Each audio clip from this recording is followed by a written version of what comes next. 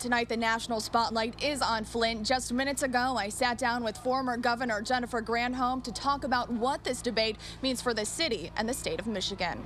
Police have shot and killed a suspect in a standoff at this home in Gladwin County. After some hesitation, it's thumbs up. Here we go. Divers ready, drivers ready. 3, 2, 1, go. One of the big questions right now here in Flint is how to make the water lines safer, but it seems the governor and the mayor have different plans on how to do that. To show you how powerful the storm was that ripped through last night, these two huge trees were completely knocked over and uprooted. An officer was shot, but thankfully sustained only minor injuries. The news at 6 starts right now. Turning to the GOP race really quick, Donald Trump is the front runner right now. Whoever wins the Democratic nomination, what do you think that race would look like if Donald Trump wins the Republican nomination? Oh, I think it's going to be a massive contrast. Once a project is fully funded, supplies are purchased and shipped right to the teachers. It helps make sure 100% of donations go straight to the classrooms. Really, so many ways to help. The U.S. has issued a worldwide travel alert, and it comes just days before millions of Americans are expected to travel for the Thanksgiving holiday. Our top story tonight, a family of 6 has been found dead inside their home in Fenton Township. Thank you for joining us. I'm Faith Gantner. Police say they think the family died from carbon monoxide poisoning. Ronnie Duncan is live outside the home with the very latest. Right here is where Michael Beeson used to operate a fruit stand and flea market during the summer here in Standish. We're told he was a well-known and well-liked man around town. Firefighters tell us some of the tenants had to jump out of the second story to get out of the building. Some were taken to the hospital to be checked out, but they're expected to be okay. I've made it to the final leg of the course, the zip line. So, here we go. Ready? Woo!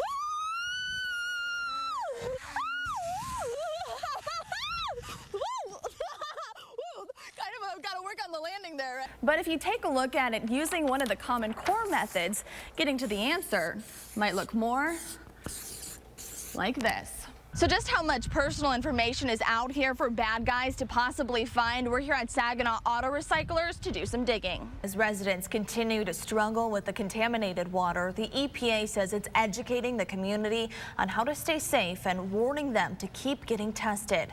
Nick Lilly has more. I just talked to detectives and police on the scene. They confirm that they are investigating a homicide here in Buena Vista Township. Now, at this point, they are not releasing much information. Compared to the 60s, the 40s are tough to take. Today was just beautiful, and I think it gives us something to look forward to. We know spring's coming eventually. Governor Snyder bombarded with questions on day 713 of the Flint water crisis, a debacle that's led to lawsuits, finger pointing, and repeated calls for his resignation. Today, TV5's James Felton asked the tough questions about efforts to remove lead service lines in Flint. Lions lost, but it's just preseason, so that's no big deal, right? Exactly. WNEM TV5 News Time 6:25. A love for speed and water. It's an adrenaline rush that powers these daredevils to race at speeds up to 140 miles an hour on the Saginaw River and keep on doing it again and again after every painful wipeout. In a real situation when it happens, if you panic, you get stuck. That's why every 2 years, drivers like Jose Mendana Sr. are required to go through capsule training, practicing how to react if their tunnel boat capsizes. Go through the motions in your mind, you know what you got to do and to get away from the boat. To see what it feels like, I'm getting suited up and giving it a shot. With the help of scuba rescue divers, I'm strapped in and told how to push open the canopy, remove the steering wheel, release the harness, and push myself out. You just pull forward. After some hesitation, it's thumbs up. Here we go. Divers ready, drivers ready. 3, 2, 1, go.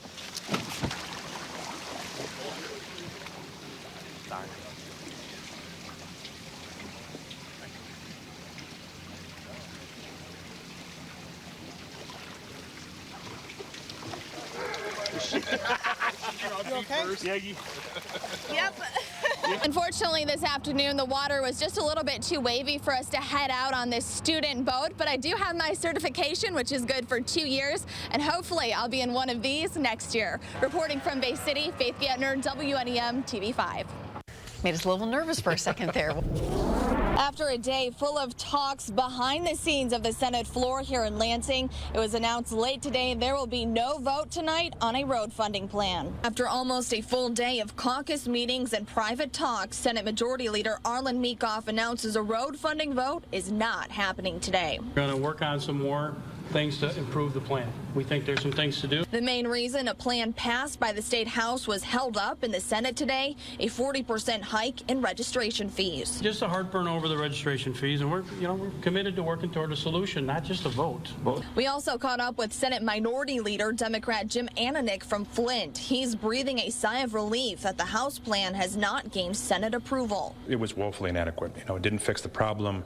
It pushes the problems onto future legislatures and governors, and really cuts areas really way too deep. Ananick says another flaw of the House plan, $600 million from the general fund would be diverted to roads with no specifics of what areas that money would come from. Any day that $600 million in cuts to universities, community colleges, our schools, health care, that doesn't happen is a good day. Democrats and Republicans say they're hopeful to finally work something out, but the timetable for that remains unclear. I don't know.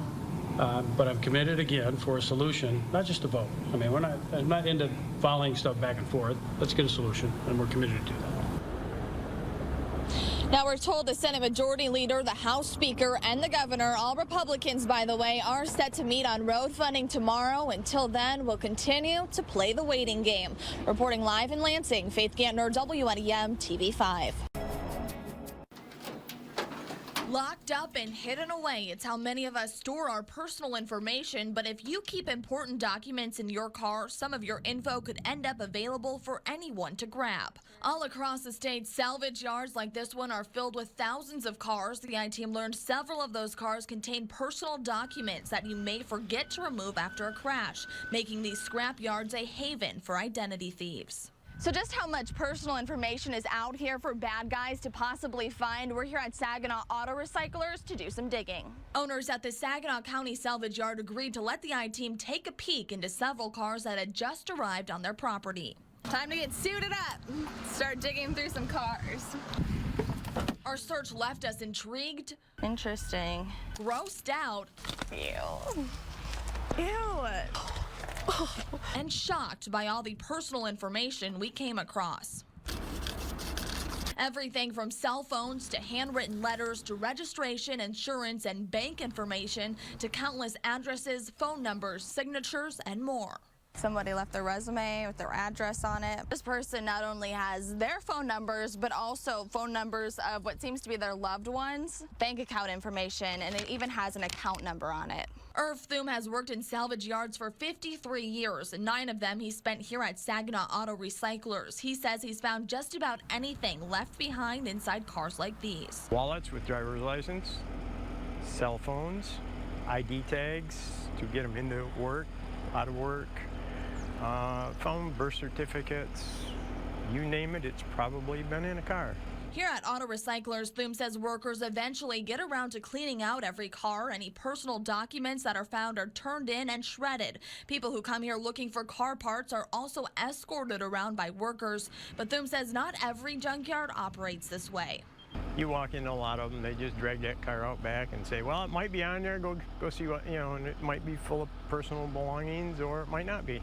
What's even scarier, these totaled cars usually make several stops before ending up in scrap yards like this. The record driver first hauls it into the impound lot, sets in the impound lot. Who's walking through that impound lot? From there it goes to the auction house, gets put in their yard for a while. Who walks through there? You don't know. Then it goes on the auction block. One of the yards will buy it. And there's a lot of yards in the state of Michigan. So the lesson here, if you or your loved one is in a serious accident, clean out the vehicle as soon as possible. Or better yet, don't store that information in your car in the first place. With this I-Team report, Faith Gantner, WNEM TV 5.